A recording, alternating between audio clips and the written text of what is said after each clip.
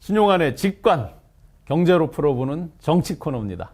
시청자 여러분 안녕하십니까? 신용환의 직관, 그동안 경제로 풀어보는 정치 코너를 통해서 우리 일상 생활에서 경제적으로 매일매일 맞닥뜨리는 현상을 가지고 또 정치, 사회, 시사적인 문제까지 풀어보는 그런 코너인데, 주변에서 나름 신선한 시각이다, 다른 접근, 다른 각도의 접근이다 라고 하면서 격려 주신 분들이 많이 있어서 저도 더 공부하고 심혈을 기울여서 만들도록 하겠습니다. 오늘 경제로 풀어보는 정치는 파트너십. 정치에서 가장 중요한 게 결국은 정당도 파트너, 그러니까 파티잖아요, 영어로 정당이. 파트너십이겠죠. 결국 같은 뜻을, 정권 창출이라는 목표를 향해서 함께 가는 사람들의 집단, 이렇게 이제 개념 규정해 본다면 결국은 가장 중요한 것이 이제 파트너십이겠죠. 그런데 우리가 경제 현상을 통해서 파트너십의 본질이 무엇인가, 핵심, 소위 말하는 코어가 무엇인가를 보면 금방 이해가 될 겁니다. 왜 이렇게 우리나라의 정당들이 내분이 많고 제대로 된 파트너십 한 가지 목표를 향해서 어떤 전진을 하지 못하고 수도 없이 분파가 생기고 갈라지는지 금방 이해가 될 것 같습니다. 우선 제가 이제 하나 케이스를 설정해 보겠습니다. 떡볶이 가게를 하나 차립니다. 떡볶이 가게, 직관 떡볶이. 이름 괜찮죠? 떡볶이 맛을 직관하다. 직관 떡볶이를 저희가 만듭니다. 그런데 예를 들어서 저는 어떤 마케팅의 능력이 있고, 또 우리 후배는 예를 들어서 세계 요리 경연대회에 나가서 떡볶이 부문 당당 1등을 차지한 어떤 커리어가 있다, 이렇게 가정을 한번 해보고 하겠습니다. 그런데 이제 보통 이렇게 창업을 하고 할 때 떡볶이집을 만든다 그러면 맨 먼저 내가 자본이 있고 누가 레시피가 있고 또 마케팅 능력이 있다, 이런 어떤 전문적인 분야를 떠나서 대부분 일을 할 때 어떻습니까?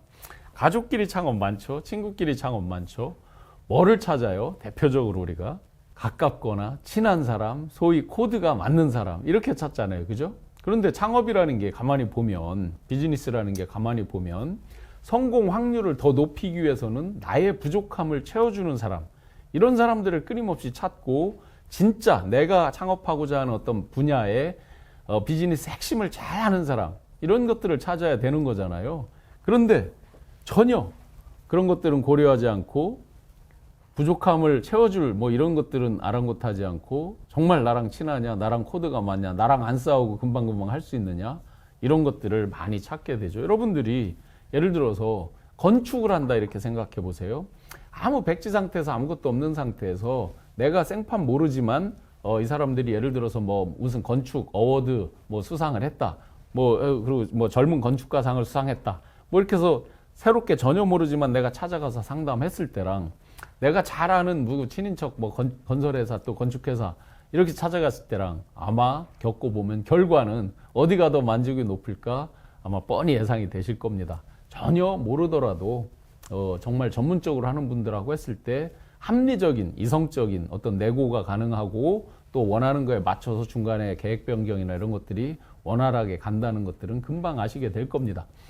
그렇다면 우리가 파트너십을 갖고 파트너랑 함께 할 때 가장 먼저 고려해야 될 요소가 무엇일까라고 본다면 뭐니 해도 그 일에, 예를 들어 떡볶이 하면 뭐겠어요? 결국은 떡볶이 레시피, 떡볶이 맛, 그리고 떡볶이 어떤 마케팅 포인트, 이런 식으로 그 비즈니스의 코어, 비즈니스의 핵심 역량, 이걸 꿰고 있는 사람들과 해야 되는 거잖아요. 정치 어떻습니까? 그러면 정치의 궁극적 목적은 정권 창출, 그죠? 그리고 총선에서의 승리, 정권 창출, 대권에서의 승리, 이런 거잖아요. 그러면 그런 생리를 가장 잘 알고, 정치에서 마케팅은 뭐예요? 국민들, 또 당원들, 지지층, 또 반대파, 이들을 반대파는 어떻게 설득해서 중립 코너로 끌고 오고 또 우리를 지지하게 만들고, 또 이미 지지하고 있는 사람들은 더 견고하게 어떻게 뭉쳐지게 만들고, 이런 것들이 이제 일종의 마케팅인 거잖아요. 선거 캠페인을 통해서 하는 마케팅이잖아요. 근데 이런 부분들을, 비즈니스 코어를 가장 잘 아는 사람들하고 같이 어떤 핵심 집단을 만들어서 일을 할 때 그게 성공을 하겠죠. 근데 나랑 친하다, 나랑 누구 가까운 무리가 있다, 내가 1000표를 가졌니, 2000표를 가졌니, 내 한 사람 말에 내가 협회장이니까 우리 회원사가 1000개니까 예를 들어서 내가 1000표를 가졌다. 다 택도 없는 얘기죠. 막상 접해보면 허수인 경우가 많죠. 진정으로 코어를 알고 있는 사람, 이렇게 이제 맞아들여야 서로 성공 확률이 높은 거겠죠. 정권을 재창출한다는 측면으로 보면 어떻습니까? 예를 들어 지금 정부 여당 윤석열 대통령 정권을 재창출한다라고 본다면 이 정권의 지금 가장 약점이 무엇이고 어떤 비즈니스 코어, 비즈니스 핵심이라고 그랬으니까 재창출의 요소가 무엇인가에 대해서 정확히 꿰는 사람과 합이 맞을 때 그 사람을 어떤 소위 말하는 후계 구도로 간다면 그게 승리를 가져올 수 있겠죠. 그러면 과연 맞을까? 이제 이미 여러분들이 퀘스천이 있을 겁니다. 또 거꾸로 마찬가지로 민주당 정권을 그야말로 재창출, 다시 찾아오는 재창출을 한다고 그랬을 때 어떨까요? 왜 정권에 대해서 뺏겼을까, 이기지 못했을까를 철저하게 반성을 하고 부족했던 요소, 부족했던 분야, 방향이 무엇인지를 보고 그 부분을 채울 수 있는 사람들과 매칭이 될 때 그게 곧 비즈니스 코어 핵심이 되겠죠. 그 다음에는 파트너십을 맺을 때 가장 중요한 게 인적, 물적 네트워크를 많이 가진 자들을 만는 게 중요하겠죠. 예를 들어 떡볶이에서 마성의 떡이 있다. 그런데 가락시장 어디에서 그 떡을 가지고 있는 몇 호 상해에서는 그 떡을 나한테만 독점 공급해 주기로 했다.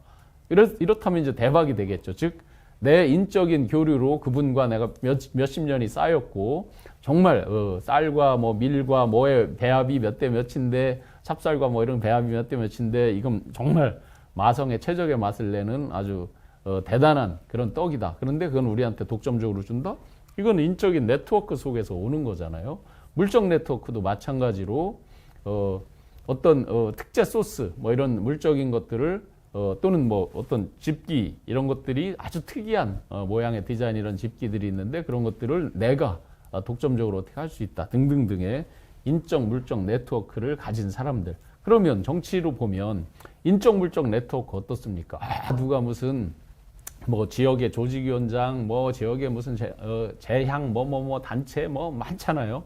그렇게 되면 일단 무조건 네트워크가 좋다 이렇게만 말하지만 실질적으로 실효적으로 예를 들어 당원을 몇 명을 끌어들일 수 있는 파워가 있는지 이런 중요한 인적 물적 네트워크가 검증된 사람이 정말로 중요하겠죠. 그 다음에 파트너십을 맺고자 할 때 각자가 갖고 있는 유무형의 자산이 많은 사람들이 뭉쳐질 때 비즈니스 성공 확률이 훨씬 커지겠죠. 예를 들어서 여러분들이 맛집 이런 데 가보시면 이런 거 많이 보셨을 거예요. 신라호텔 주방 경력 20년 셰프가 창업한 무슨 집 뭐 이런 거 많이 보셨을 거예요. 그러면 보세요. 신라호텔 20년 했으면 무조건 맛있나요? 이상하죠? 할머니 30년 손맛 칼국수 뭐 이런 집이 있잖아요.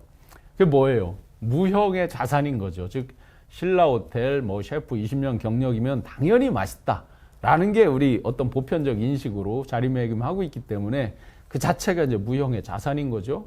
또 예를 들어서 후배가 세계 대학생 뭐 요리 경연대회에 나가서 금상을 탔다. 그러면 딱 앞에 진열을 해놓죠. 그러면 그 금상을 탄 거는 하나의 보이지 않는 진짜 무형의 큰 자산인 거죠.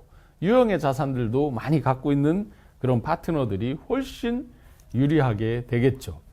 정치적으로 지금 보시면 우리나라는 상대적으로는 덜한 편이지만 일본, 뭐 미국도 상당히 많습니다.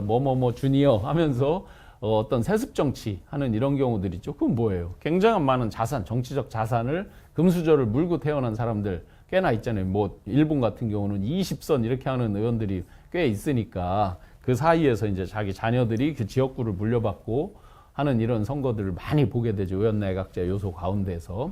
대한민국도 최근에 보면 점점 이게 기득권이 견고해지면서 그렇게 물려받은 유산으로 가는 사람들도 많이 있습니다. 그거의 옳다 그르를 떠나서 유무형의 자산을 많이 가지고 있는 사람들하고 파트너십이 될 때 아무래도 조금 더 유리한 면이 분명히 있겠죠.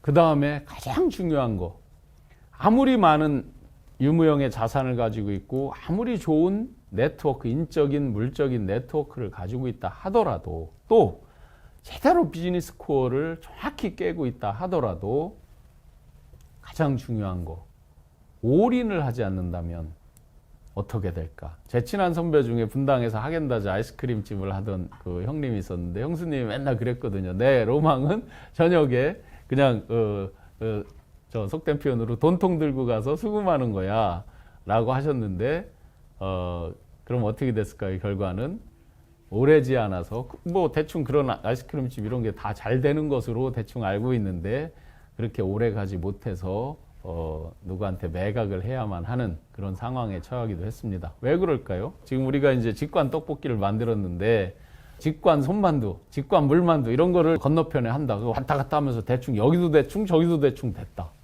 과연 잘 될까요? 어느 것 하나에 진짜 올인할 때 될까 말까 한 거죠. 성공할까 말까 한 거죠. 지난 총선을 한번 비유해 볼게요.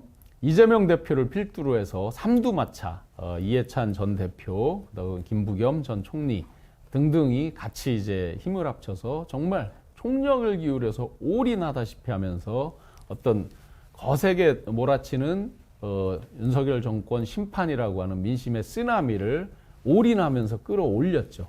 그런데 국민의힘 어땠습니까? 뒤로 갈수록 점점점 어떤 내부에서 이견들이 나오고 혼자, 물론 한동훈 비대위원장 올인했죠. 당연히 혼자 올인했지만 여러 요소에서 뒤로 갈수록 엇박자가 나오면서 어떤 패배의 불안감 이런 것들이 더 엄습하면서 그 혼자 올인하는 그런 모습들이 전체 시너지를 만들어내지 못하는 그런 모습들을 봤죠.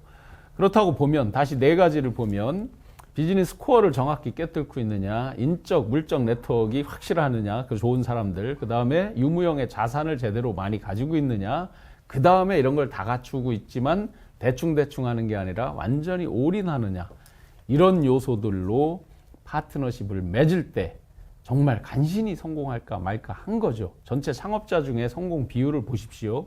그렇다고 보면 정당, 파트너십을 맺은 파티, 정당도 성공 가능성이 과연 얼마일까? 아마 시청자 여러분들께서 내 선생, 구 선생, 다 선생의 한국 정당의 평균 수명을 쳐보시면 아마 깜짝 놀라실 겁니다. 평균 2.5년. 그만큼 만들기도 어렵지만 성공적으로 유지하기도 어렵다는 거죠. 2.5년이면 한 정권의 절반밖에도 못 가는 거잖아요. 그래서 오늘은 파트너를 선정하는 것, 직관 떡볶이 창업을 통해서 정치 현상, 한국 정치 현상으로 풀어봤습니다. 아마 윤석열 정권, 윤석열 대통령 본인이 후계자를 뭐 좌지우지하지도 못하겠지만 분명히 이번에 왜 민심의 쓰나미가 왔는지 정확히 파악하고 그 다음 파트너십을 제대로 맺을 때 간신히 성공하고 살똥말똥할 겁니다. 대선에서 0.73의 아쉬움을 이번에 극복하면서 175석이라고 하는 대승을 이루었는데 그 여세를 몰아서 어떻게 파트너십을 만들어 나갈 때 정권을 재창출할 수 있느냐, 그 정답이 나올 것으로 보여집니다. 신용환의 직관, 경제로 풀어보는 정치였습니다. 고맙습니다.